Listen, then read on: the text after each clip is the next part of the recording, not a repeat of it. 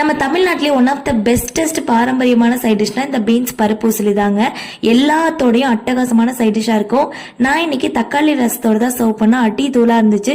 இது வரைக்கும் நீங்க இதை செஞ்சதில்லை அப்படின்னா இன்னைக்கே வீடியோவை சேவ் பண்ணி ட்ரை பண்ணி பாருங்க. ரொம்ப ரொம்ப நல்லா இருக்கும். எப்படி சரின்னு சொல்லி பார்க்கலாங்களா? பீன்ஸை இந்த மாதிரி குட்டி குட்டியா கட் பண்ணி எடுத்து வச்சிருங்க. சட்டியில எண்ணெய் விட்டு கடுகு, உளுத்தம்பருப்பு, கடலைப்பருப்பு, வரமிளகாய் இது கூட வந்துட்டு வெங்காயம் போட்டு வதக்கிட்டு நம்ம கட் பண்ணி வச்சிருக்க பீன்ஸை ஆட் பண்ணிட்டு தேவையான அளவு கல்லுப்பு, கொஞ்சமா மஞ்சள் தூள் போட்டு வதக்கிட்டு கொஞ்சமா தண்ணி ஊற்றி வேக விட்டுருங்க. இப்போ 1 மணி நேரம் ஊற வச்சிருக்க கடலை பருப்பு தண்ணியெல்லாம் வடிச்சிட்டு மிக்சர் ஜாருக்கு மாத்திட்டு கொஞ்சமா சீரகம், காஞ்ச மிளகாய் போட்டு அரைச்சி எடுத்துக்கோங்க.